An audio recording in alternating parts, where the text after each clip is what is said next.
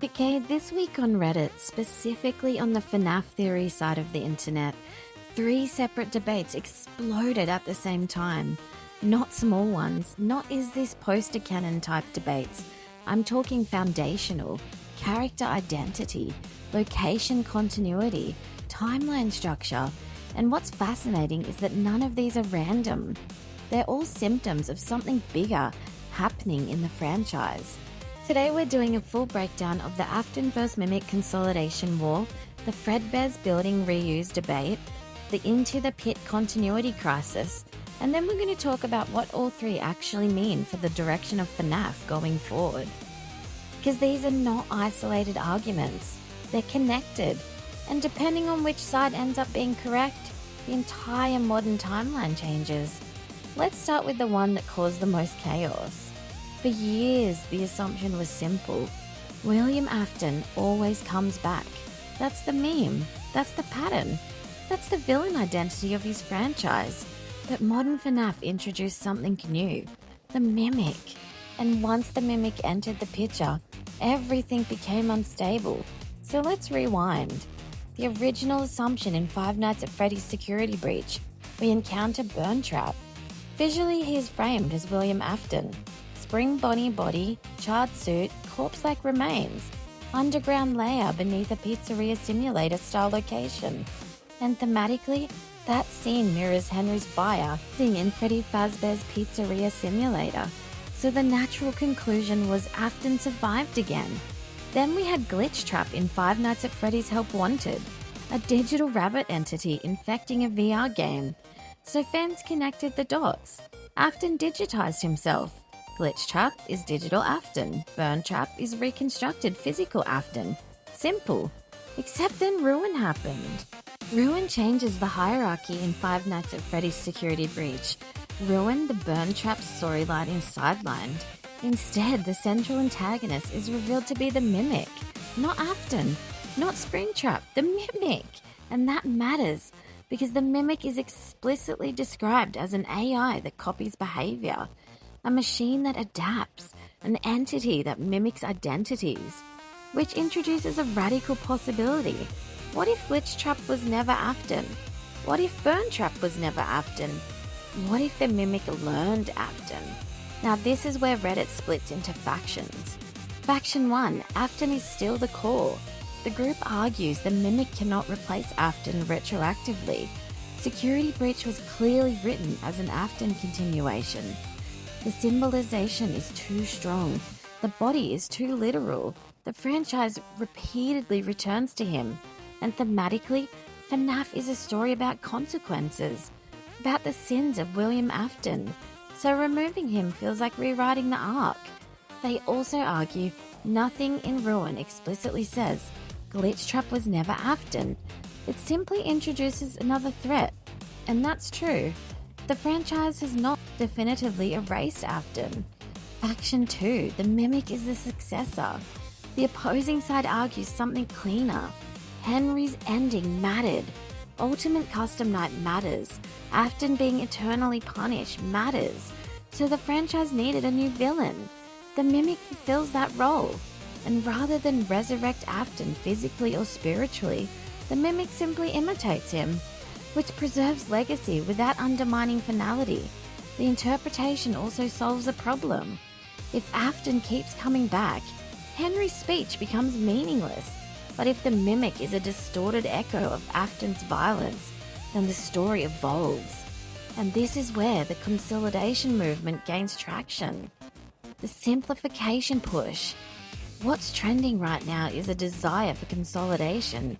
Instead of digital Afton, physical Afton, Mimic, Glitch Trap, Burn Trap, Malhair, what if they're all manifestations of a single post-UCN antagonist? The Mimic adopting Afton's persona. That's narratively efficient. It removes resurrection, confusion. It fits modern storytelling trends. But here's the catch. There is no explicit confirmation, which means we're operating on interpretation. And in FNAF, interpretation spreads fast.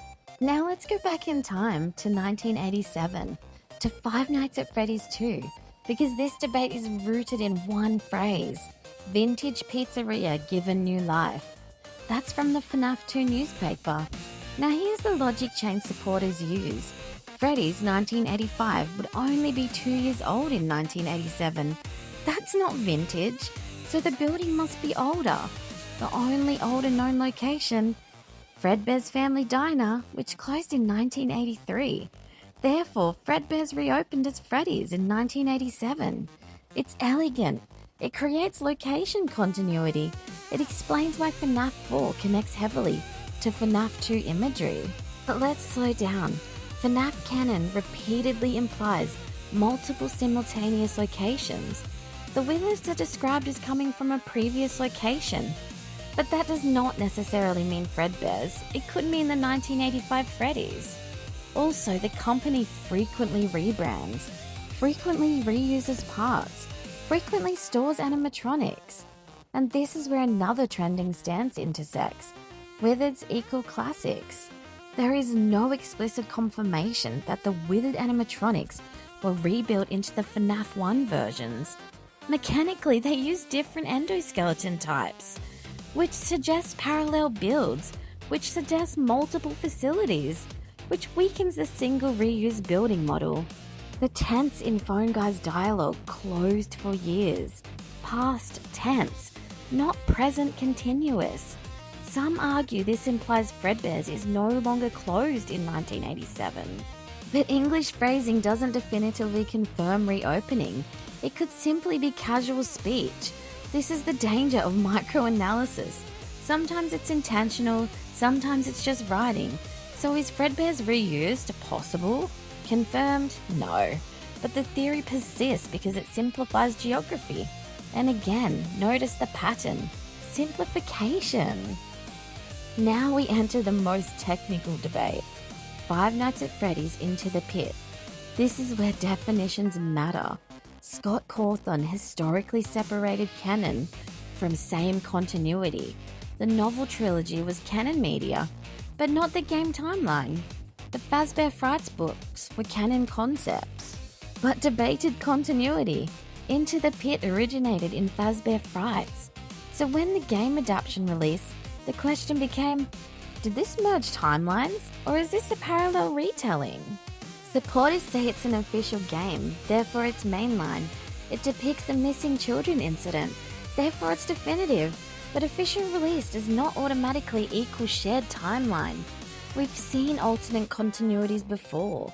Now the parallel argument. This side argues Into the Pit contains inconsistencies with established game events, child count variations, mechanics of the ball pit, temporal anomalies. Therefore it functions as a narrative mirror, not a historical record, which would make it illustrative, not binding, and this debate matters because it affects MCI victim count, timeline placement, Afton's role, the nature of supernatural mechanics. This isn't minor, it's structural. Now step back, look at all three debates. Afton consolidation, Fredbear reuse, Into the Pit continuity. All three revolve around the same tension. Do we compress the lore, or do we preserve complexity? Right now the community is trending toward compression. One villain, one building, one timeline, cleaner answers. But historically, FNAF resists clean answers. It layers, it overlaps, it reframes. So the real question is the franchise changing? Or are we just tired of ambiguity? Because if modern FNAF is pivoting towards clarity, then these consolidation theories might win. If not, expect more branching. Here's the honest truth. None of these debates are settled. Not by explicit developer confirmation, not by unambiguous in-game text. Which means the arguments will continue. But that's not a bad thing, because moments like this, where multiple foundational assumptions are questioned simultaneously, are when the community is most engaged, most analytical, most creative. And whether the Mimic replaces Afton, whether Fredbear's was reused, whether Into the Pit merges timelines, one thing is certain. The modern era of FNAF is not about repeating the past. It's about reinterpreting it. And that means we're not done yet. Not even close.